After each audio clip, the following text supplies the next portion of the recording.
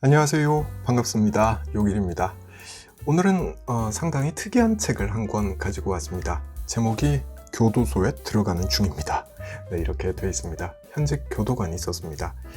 우리 사회는 중요한 일을 하시는 분들이 참 많죠. 예를 들자면 경찰관, 소방관, 네, 이런 직종을 들 수 있을 테고, 하나 더 꼽아보자고 한다면 저는 교도관도 그 중에 하나라고 이야기를 하고 싶습니다.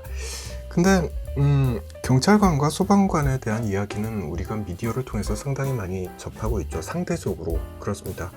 근데 교도관에 대한 이야기는 잘 모르고 있죠. 관심도 별로 없었던 것 같습니다.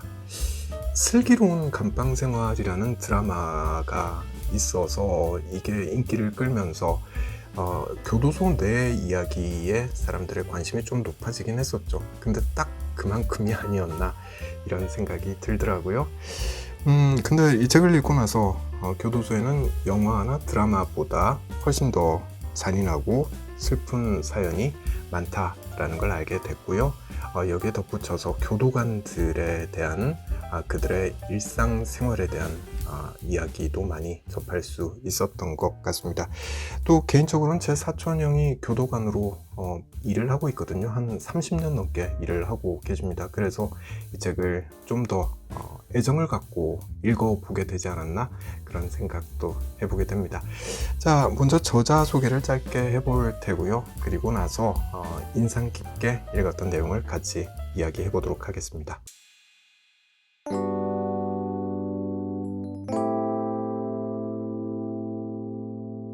이 책의 저자는 김도영 씨입니다. 현직 교도관이고요. 우리나라에는 참고로 말씀드리면 교도관이 한 16,000명 정도 있다고 하죠. 그분들 중에 한 분인 거예요. 어릴 때부터 이분은 교도관이라는 직업에 관심이 많았다고 합니다.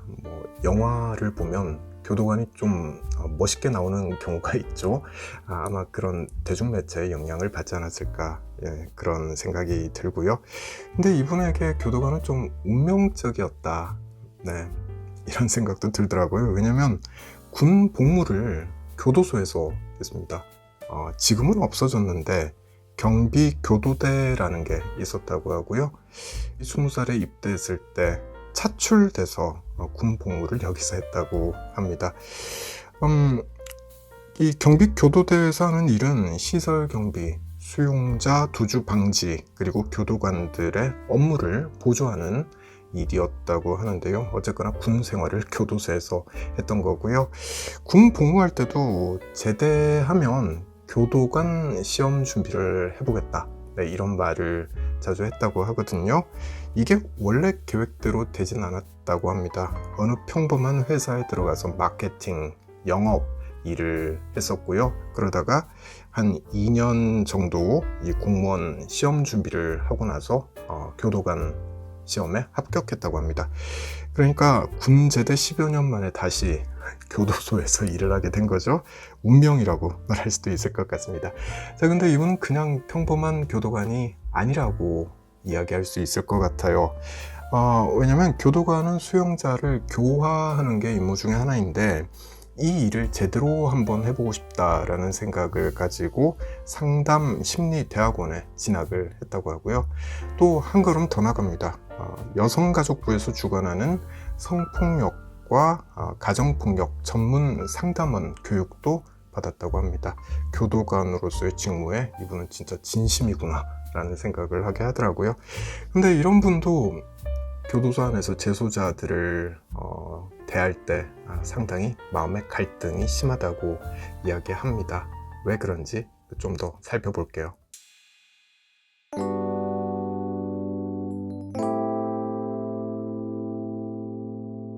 이 책을 읽으면서 교도소 안에는 진짜 이런 일도 벌어지는구나 라는 걸 깨닫게 하는 그런 에피소드가 진짜 많은데요.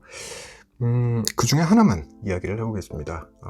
노인의 사정이라는 제목이 붙어있는 글인데, 간략히 요약을 해보자면 이렇게 됩니다. 60대 중반의 재소자가 폭행을 당한 거예요. 교도소 안에서 같은 방에 누군가에게 폭행을 당한 겁니다. 눈이 새빨개요. 실핏줄이 터진 거죠. 그리고 오른쪽 눈가는 심하게 부어 있습니다. 누가 보더라도 이건 폭행을 당한 거구나 라는 걸 알 수 있을 만큼 심하게 얼굴이 일그러져 있습니다. 불쌍한 마음에 누가 이랬냐 이렇게 계속 물어봤다는 거예요. 그래도 이 노인이 말을 하질 못합니다. 겁을 먹어서 그런 것 같다라고 이 책의 저자는 생각을 했고요. 어쨌거나 노인을 의료실로 데려가서 치료를 해주고 나서 다시 물어보기 시작합니다. 도대체 누가 이렇게 때렸냐? 말해라. 숨긴다고 될 일이 아니다 라고 설득을 시작한 거죠. 가해자와 마주치지 않도록 따로 격리를 해줄 수도 있으니 이야기를 해라 라고 말을 하니까 그제서야 노인이 이야기를 하더랍니다. 같은 방에 있던 20대 초반의 조직폭력범이 자기를 때렸다라고 말을 한 거예요. 저자는 다음날 아침에 이 가해자를 곧바로 면담을 하고요. 또 피해자 진술서, 목격자 진술서 이런 필요한 서류를 만들고 나서 가해자를 조사실로 인계를 했다고 합니다. 그러고 나서 이날 무슨 일이 있었는지 이걸 보고서로 작성을 해야 되잖아요. 공무원이니까. 그 일을 하기 위해서 피해자와 관련한 사항들, 그러니까 이 60대 노인과 관련된 서류를 뒤져보게 됐다고 합니다. 그리고 화들짝 놀랐다고 말을 해요. 왜냐하면 이 노인은 유치원생을 칼로 위협해서 자신의 원룸으로 데리고 가서 몹쓸 짓을 하다가 붙잡힌 전과 6범이었기 때문입니다. 전 이 대목에서 소름이 쫙 돋더라고요. 분명 연약한 노인네인 줄 알았는데 이 사람도 범죄자였던 거죠. 아주 파렴치한 범죄를 저질렀던 사람이었던 거죠. 저자는 당연히 화가 났을 겁니다. 그랬겠죠. 그리고 무척 혼란스러웠을 것 같습니다. 그 대목 잠시 읽어보겠습니다.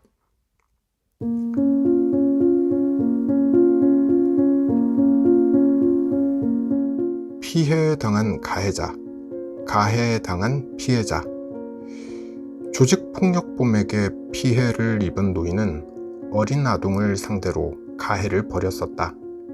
가해와 피해가 뒤섞인 이 공간, 피해 아동이 이 사실을 알게 된다면 그 조직폭력범과 교도관인 내 행동 중에서 어떤 편에 손을 들어줄까?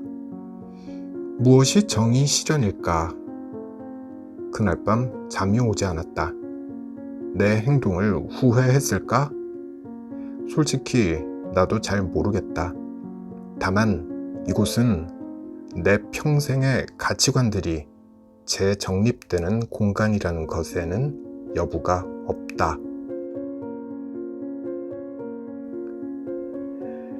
네, 그렇죠. 진짜 이런 일을 겪고 나면 사람에 대한 가치관에 큰 혼란이 생길 것 같습니다.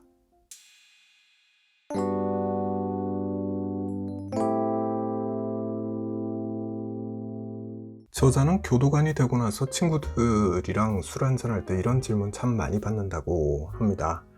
교도관으로 일을 하면서 뭐가 제일 힘들더냐? 네, 이런 내용이라고 해요. 그때 이렇게 대답한다고 합니다. 불을 꺼뜨리지 않고 성냥에 물을 부을 수 있어? 네, 이렇게 되묻는다고 하는데 성냥불에 물을 부으면서도 그 불을 꺼뜨리지 않을 수 있냐 라고 묻는 거죠. 불가능한 일인데 이게 가능할 거라고 생각해? 라고 묻는 거예요. 이게 무슨 뜻인지 쭉 설명을 하고 있습니다. 잠시 그 이야기를 해볼 텐데요. 이런 겁니다. 어떤 사람이 죄를 지었어요. 그 죄는 처벌을 받아야 되는 거죠. 근데 우린 이 대목에서 두 가지를 나누어서 생각을 합니다. 죄는 처벌을 해야 되지만 사람은 미워하면 안 된다 라는 거죠. 죄는 형 집행의 대상으로 보는 거고요. 죄인은 교화의 대상으로 보는 겁니다. 논리적으로 이렇게 나눠서 생각을 하는 거예요. 그러니 유치원생을 상대로 그 몹쓸 짓을 했던 60대 노친네의 인권도 보호해줘야 하는 거죠. 교화의 대상이고 인권 보호의 대상인 겁니다. 근데 이 영감의 본질을 알게 되면 그냥 같은 방에 있던 그 조직폭력배한테 흠씬 두들겨 맞도록 그냥 놔둘 걸, 이 생각을 안 할 수가 없겠죠. 왜냐면 저자도 아이를 키우는 부모이기 때문에 그렇습니다. 이건 당연하게 생기는 감정일 겁니다. 하지만 교도관은 그렇게 하면 안 되는 거죠. 네. 그러니 생각과 행동에 괴리가 생기는 겁니다. 자, 이 대목에서 하나 더 이야기를 해보겠습니다. 앞서 이 책의 저자는 상담 심리학을 대학원에서 전공하고 있다고 이야기했습니다. 대부분의 경우에 이런 대학원을 나오고 나면 상담사가 되어서 만나게 되는 사람들의 유형이 있습니다. 피해자를 만나게 되죠. 성폭력의 피해자 또는 가정폭력의 피해자, 네, 이런 유형의 사람들을 만나게 됩니다. 그 피해자가 입은 마음의 상처를 치유하는 역할을 상담사는 하게 되는 거죠. 근데 이 책의 저자는 피해자가 아니라 가해자를 만나서 이 사람들을 상담하는 일을 해야 합니다. 자, 여기서 또 한 가지 괴리감이 생깁니다. 아주 큰 괴리감인데, 상담의 기본 전제가 있다는 거예요. 그 기본 전제는 무조건적인 수용, 무조건적인 공감, 그리고 무조건적인 존중이라고 말합니다. 네, 다시 말해서 상대방의 모든 부분을 완전하게 공감하고 이해해줘야 한다라는 거죠. 근데 유치원생을 상대로 몹쓸 짓을 했던 그 60대 노친네에게 완전한 공감과 이해를 해줄 수 있을 것인가? 네, 이런 질문이 생기는 거예요. 지금 제가 계속 60대 영감에 대한 이야기만 예로 들고 있는데, 교도소 안에는 이런 사람만 있는 게 아니죠. 살인을 저지른 사람을 포함해서 온갖 종류의 범죄자가 다 있습니다. 물론 억울하게 들어온 사람도 있겠죠. 근데 대부분의 경우에는 합당한 형을 살고 있는 사람들인 거죠. 과연 이들에게 수용, 공감, 존중이라는 단어를 마음속 깊이 간직하고 이들을 진심으로 대할 수 있을까라는 질문을 하게 되는 거죠. 물론 교도관으로 오래 일을 하다 보면 마음이 무뎌질 겁니다. 네, 무뎌질 거예요. 무뎌지지 않으면 교도관 스스로가 힘들어서 이 직업을 오래 수행하지 못할 거라고 생각합니다. 그러니 무뎌질 겁니다. 그러나 하나는 분명하죠. 교도관은 이 불가능에 가까운 임무, 그러니까 죄는 미워하되 죄인은 미워하지 말라는 이 불가능에 가까워 보이는 임무를 부여받은 사람들이다 라는 점이죠.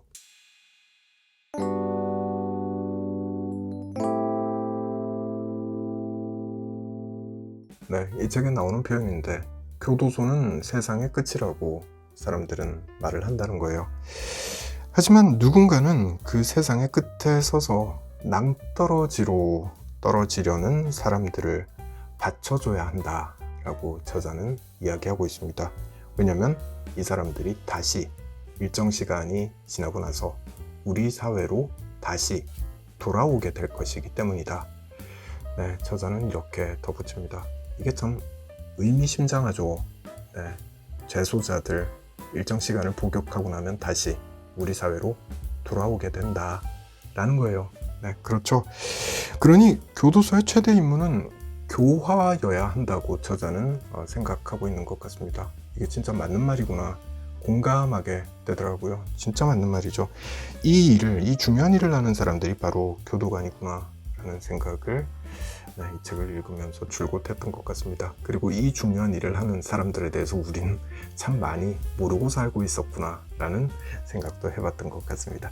자, 오늘은 여기까지 하겠습니다. 저는 다음에 다른 책 들고 다시 찾아올게요.